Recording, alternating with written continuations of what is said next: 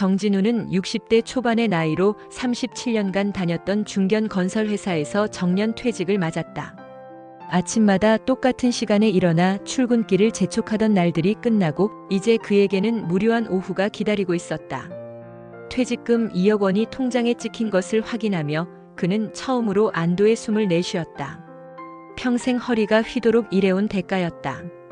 회사 생활 37년. 그 긴 세월 동안 진우는 한 번도 큰 사고를 치거나 눈에 띄는 실수를 하지 않았다. 성실하고 묵묵한 직장인이었다. 승진도 적당히 했고 연봉도 적당히 받았다. 특별히 뛰어나지도 특별히 뒤처지지도 않는 평범한 삶이었다. 하지만 그런 평범함이 때로는 아쉬웠다. 동기들 중에는 사업으로 크게 성공한 사람도 있었고 부동산 투자로 큰 돈을 번 사람도 있었다. 진우는 항상 안전한 길만 걸어왔다. 아내 순이는 이제 편하게 살자며 그의 어깨를 다독였다. 국민연금과 퇴직금으로 충분히 노후를 보낼 수 있었다. 큰 욕심만 부리지 않는다면 말이다. 순이는 마트에서 파트타임으로 일하며 용돈을 벌고 있었다. 두 사람의 소소한 수입으로도 충분히 살 수 있었다. 자녀들은 모두 독립했고 집도 이미 완전히 자기 것이었다. 평범하지만 평안한 노후였다. 하지만 진우의 마음 한구석에는 여전히 무언가 아쉬움이 남아 있었다.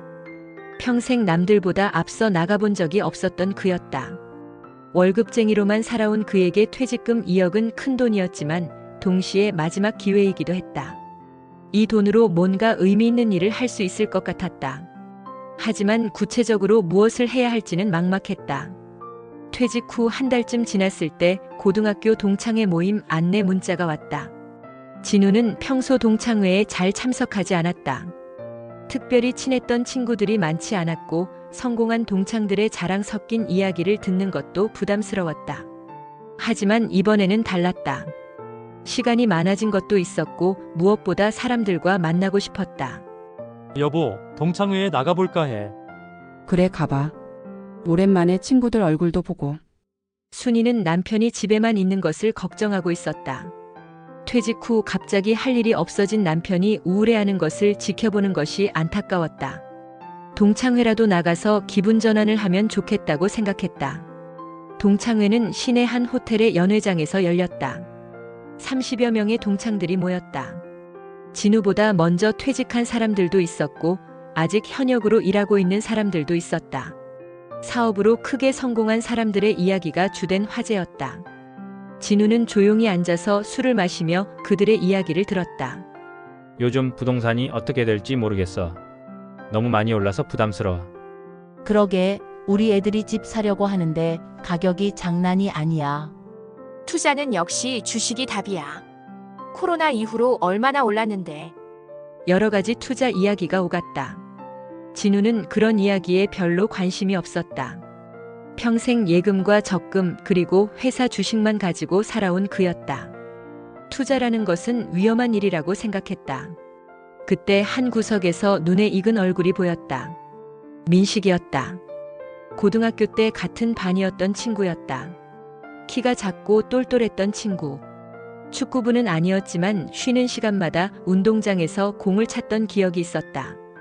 민식은 예전보다 살이 찌고 머리가 많이 빠졌지만 옷차림새는 제법 번듯했다. 명품 시계를 차고 있었고 값비싼 정장을 입고 있었다.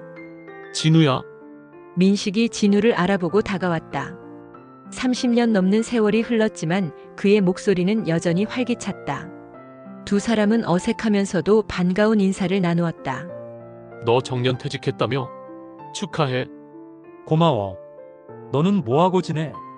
나 사업 좀 해. 민식은 자신의 사업에 대해 간단히 설명했다. 바이오 헬스 관련 사업을 한다고 했다. 건강기능식품과 의료기기를 다루는 회사를 운영하고 있다고 했다. 진우는 그런 분야에 대해 잘 몰랐지만 민식의 말은 그럴듯하게 들렸다. 동창회가 끝나고 몇 명이 2차로 이동했다.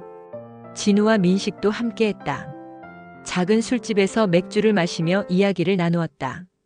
민식은 자신의 사업에 대해 더 자세히 설명했다. 요즘 바이오 헬스 시장이 완전히 폭발이야. 고령화 사회가 되면서 건강에 대한 관심이 급격히 늘어나고 있거든. 우리 회사도 매출이 계속 늘고 있어. 민식은 통계 자료를 보여주며 설명했다. 바이오 헬스 시장의 성장률, 고령화에 따른 의료비 증가, 건강기능식품 시장의 확대 등 그럴듯한 근거들을 제시했다. 진우는 그런 분야에 대해 잘 몰랐지만 민식의 설명은 논리적이고 설득력 있게 들렸다. 그런데 문제는 자금이야. 좋은 기회들이 많은데 자금이 부족해서 놓치는 경우가 많거든. 자금이 많이 필요한가? 그렇지. 이번에도 좋은 투자처가 하나 있는데 자금이 부족해서 고민이야. 소액 투자자들을 받아서 함께 해보려고 하는데. 민식은 자연스럽게 투자 이야기로 화제를 돌렸다. 진우는 처음에는 별로 관심이 없었다.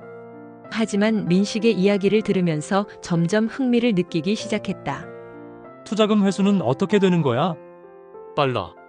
보통 6개월에서 1년 사이에 회수가 가능해. 수익률도 좋고 얼마나? 최소 월 3-5% 정도는 나와. 시장 상황이 좋으면 더 나올 수도 있고. 진우는 계산을 해보았다. 월 3-5%라면 1억을 투자했을 때 매월 300만 원에서 500만 원의 수익이 나온다는 뜻이었다. 연금보다 훨씬 많은 돈이었다. 하지만 한편으로는 의심스럽기도 했다.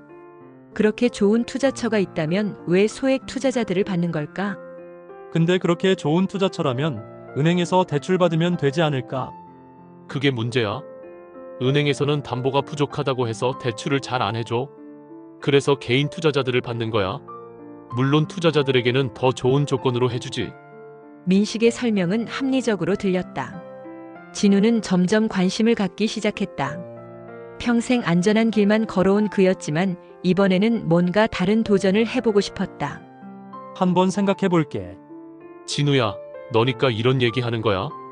다른 사람들한테는 안 해줘. 그리고 너무 오래 생각하지 마. 좋은 기회는 빨리 지나가거든. 집에 돌아온 진우는 아내 순이에게 동창회에서 만난 사람들 이야기를 했다.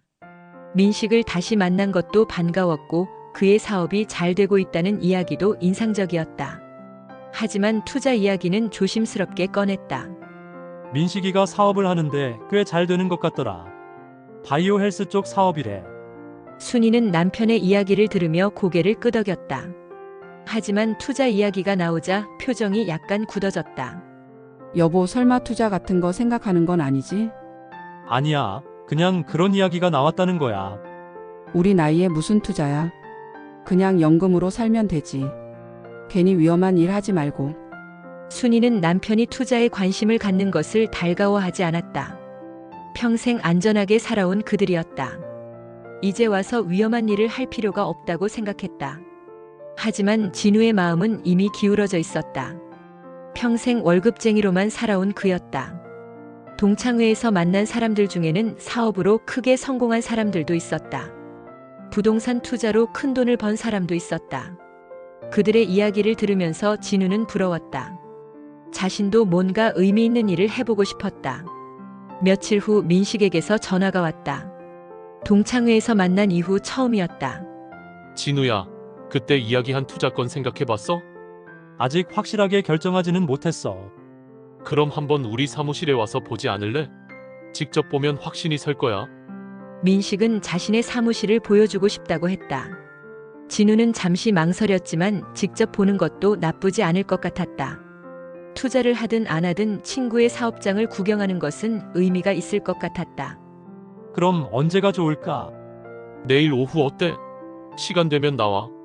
다음 날 오후 진우는 민식의 사무실을 찾아갔다. 번화가에 위치한 꽤 큰 사무실이었다. 20층짜리 빌딩의 15층에 있었다. 입구에는 바이오 헬스 코리아라는 회사명이 적혀 있었다. 사무실 안으로 들어가니 직원들이 분주하게 일하고 있었다. 어때? 괜찮지? 민식은 자랑스럽게 사무실을 구경시켜 주었다. 30명 가까운 직원들이 일하고 있었다. 젊은 직원들이 대부분이었고 컴퓨터 앞에서 열심히 일하고 있었다. 벽에는 각종 인증서와 상장이 걸려 있었다. 식약처 인증서, 중소기업 우수제품 인증서, 수출 유망기업 선정서 등이 보였다. 직원이 몇 명이나 돼? 정직원만 30명 정도야. 파트타임까지 하면 40명 넘어. 진우는 조금 놀랐다. 고등학교 때 그저 평범했던 민식이 이 정도 규모의 회사를 운영하고 있다니. 사무실도 깔끔하고 현대적이었다. 회의실에는 대형 모니터가 설치되어 있었고 직원들이 사용하는 컴퓨터도 최신 제품들이었다. 정말 대단하다. 네가 이렇게 성공할 줄은 몰랐어. 운이 좋았지? 바이오 헬스 시장이 급성장하는 시기에 뛰어든 게 효과를 봤어. 민식은 진우를 회장실로 안내했다. 꽤 넓은 공간이었고 고급 가구들로 꾸며져 있었다. 벽에는 여러 가지 사진들이 걸려 있었다. 정부 관계자들과 찍은 사진, 외국 바이어들과 찍은 사진, 각종 시상식에서 찍은 사진 등이 보였다. 커피 마실까? 민식은 비서에게 커피를 주문했다. 그리고 진우와 마주 앉아 이야기를 나누었다. 회사의 현재 상황, 미래 계획, 투자 계획 등을 자세히 설명했다. 우리 회사가 지금 성장기야. 매출은 계속 늘고 있고 해외 진출도 계획하고 있어. 그런데 확장하려면 자금이 필요해. 은행 대출은 어려워. 물론 받고 있지. 하지만 한계가 있어. 그래서 개인 투자자들을 받는 거야. 사실 이런 기회는 흔하지 않거든. 웬만하면 벤처 캐피털이나 기관 투자자들이 다 가져가는데. 민식은 투자 조건을 설명했다. 최소 5천만 원부터 투자가 가능하다고 했다. 투자 기간은 1년이고 원금은 보장되며 수익률은 연 40% 이상을 목표로 한다고 했다. 월로 계산하면 3, 4% 정도의 수익을 기대할 수 있다는 것이었다. 원금 보장이 돼. 물론이지. 계약서에도 명시되어 있어. 우리 회사 자산으로 담보도 설정하고. 진우는 점점 흥미를 느끼기 시작했다. 원금이 보장되고 월 3, 4%의 수익을 낼 수 있다면 나쁘지 않은 투자처였다. 1억을 투자하면 매월 300만 원에서 400만 원의 수익이 나온다는 뜻이었다. 연금보다 훨씬 많은 돈이었다. 다른 투자자들도 있어. 있지. 이미 10명 정도가 투자했어. 모두 만족하고 있고. 민식은 다른 투자자들의 후기를 보여주었다. 실제로 수익금을 받고 있다는 내용들이었다. 진우는 조금 더 확신이 들었다. 생각해 볼게. 진우야, 너무 오래 생각하지는 마. 이런 기회는 자주 오지 않아. 그리고 너니까 이런 얘기하는 거야. 집에 돌아온 진우는 아내에게 민식의 사무실을 다녀온 이야기를 했다. 회사 규모도 크고 직원들도 많다는 이야기를 했다. 하지만 투자 이야기는 여전히 조심스럽게 꺼냈다. 민식이가 개인 투자자들을 받는다는데 조건이 꽤 좋더라. 여보 아직도 그런 생각해? 위험해. 아니야. 원금 보장도 되고 회사 자산으로 담보도 설정한다는데. 그래도 위험한 건 위험한 거야. 우리 나이에 무슨 투자? 순이는 여전히 반대했다. 하지만 진우의 마음은 이미 기울어져 있었다. 평생 안전하게만 살아온 그였다. 이번에는 뭔가 다른 도전을 해보고 싶었다. 며칠 동안 진우는 고민했다. 퇴직금 2억 원 중 일부를 투자해볼까 하는 생각이 들었다. 전액은 아니더라도 1억 정도는 투자해볼 만했다. 월 300만 원 정도의 수익이 나온다면 생활비에 큰 도움이 될 것 같았다. 내 인생 마지막 승부다. 친구를 못 믿을까? 결국 진우는 마음을 정했다. 민식에게 전화를 걸어 투자 의사를 밝혔다. 다만 처음에는 1억 원 정도로 시작해보고 싶다고 했다. 좋아. 그럼 계약서 준비해둘게. 내일 오면 돼. 그런데 1억이 아니라 2억 전액 투자하면 어떨까? 진우는 갑자기 마음이 바뀌었다. 어차피 투자를 하는 거라면 확실하게 하는 게 좋겠다는 생각이 들었다. 절반만 투자해서 아쉬워하는 것보다는 전액 투자해서 확실한 수익을 얻는 게 좋을 것 같았다. 진우야, 전액은 좀 위험하지 않을까? 처음이니까 1억 정도부터 시작하자. 괜찮아. 확신이 서니까 하는 거야. 그럼 내가 그렇게 말하면 뭐? 수익률은 더 좋게 해줄게. 다음 날 진우는 민식의 사무실을 찾아갔다. 계약서를 쓰기 위해서였다. 계약서는 생각보다 복잡했다. 법률 용어들이 많아서 이해하기 어려웠다. 진우는 꼼꼼히 읽어보려고 했지만 민식이 중요한 부분만 설명해 주었다. 여기가 투자 금액이고 여기가 수익률이야. 그리고 여기가 원금 보장 조항이고 담보 설정은 어디에 나와 있어? 여기 있어. 회사 자산으로 담보 설정한다고 되어 있지? 진우는 계약서를 대충 훑어보고 서명했다.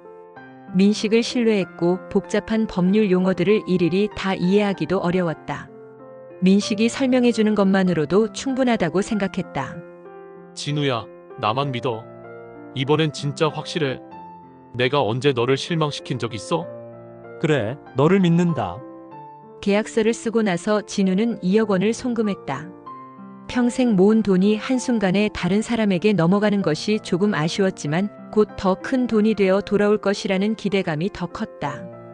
집에 돌아온 진우는 아내에게 소소한 투자를 했다고 말했다. 5천만 원 정도 투자했다고 축소해서 보고했다. 순이는 그 정도면 괜찮다며 더 이상 반대하지 않았다.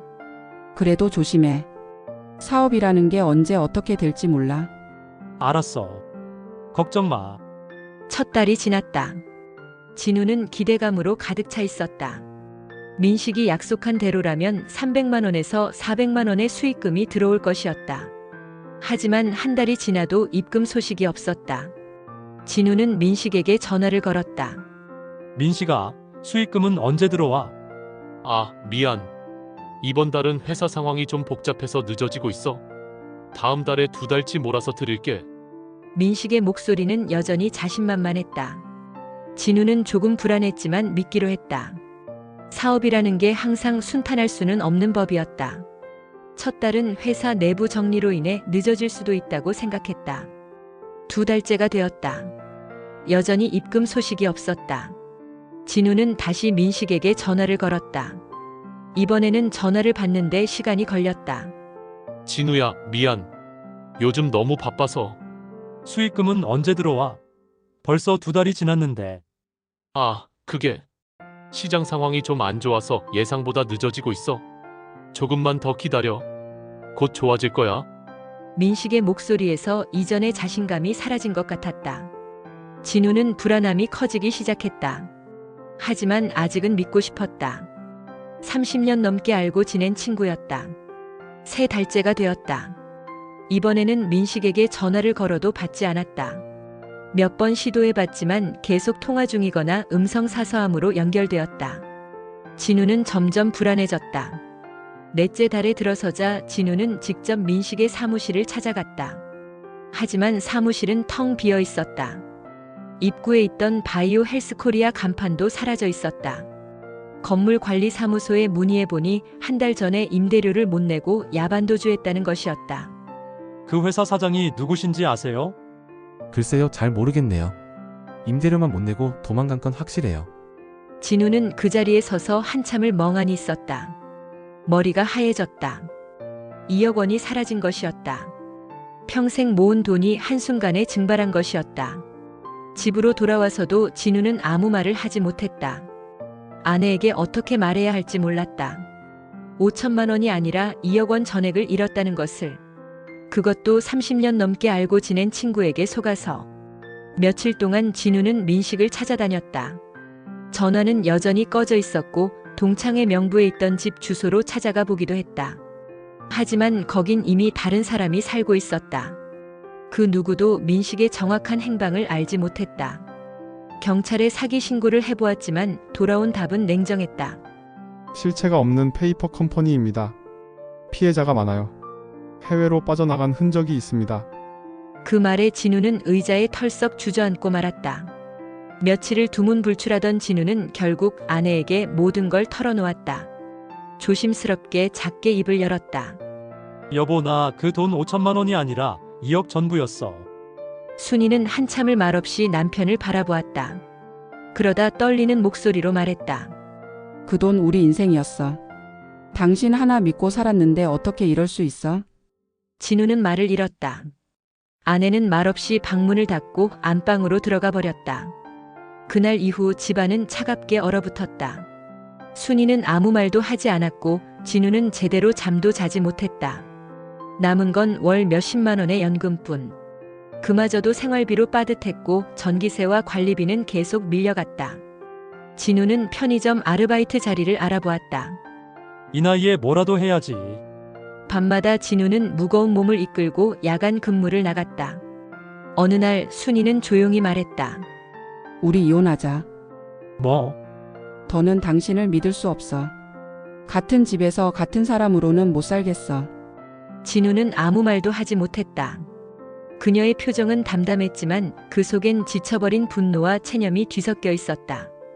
이삿짐 차가 떠난 후 진우는 혼자 남았다. 텅 빈 거실 한가운데에 앉아 그는 조용히 눈을 감았다. 탁자 위에는 아직 민식에게 송금했던 이체 내역이 남겨진 노트북이 켜져 있었다. 그의 손은 마우스를 움직이다 말고 멈췄다. 어디에도 민식은 없었고 어디에도 답은 없었다. 사람을 믿고 마지막 승부를 걸었습니다. 돈만 잃은 게 아니었습니다. 가족도, 삶도, 그리고 나 자신도 함께 무너졌습니다. 이 이야기를 보시면서 여러분이라면 정진우 씨처럼 친구를 믿었을까요? 혹시 주변에 이런 제안 받아본 적 있으신가요? 여러분의 생각을 댓글로 들려주세요. 이 영상이 마음에 남았다면 좋아요와 구독으로 함께 해주세요. 당신의 한 번의 클릭이 다음 이야기에 힘이 됩니다.